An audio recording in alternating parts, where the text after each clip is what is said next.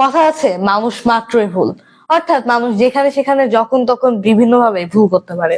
তবে ভুল যেমন আছে, এই ভুলের সলিউশনও আছে। পৃথিবীতে প্রত্যেকটা জিনিসেরই কিন্তু সমাধান আছে। কথা হচ্ছে where there is a will there is a way.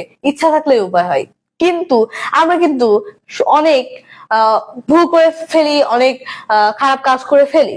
তবে সবাই শুধু আমাদেরকে দোষ দেয়, বা আমরা নিজেরাও কিন্তু কেউ যখন কোনো ভুল করে থাকে তাকে আমরা দোষ দিই, দোষারোপ করি, ভাই তুই এটা কেন করলি, ভাই তুই এটা কেন এইভাবে করলি না, এইভাবে।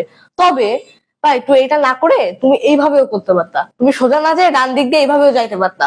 আমরা কিন্তু কখনো কাউকে সলিউশন দিই না, কাউকে সমাধান দিই না।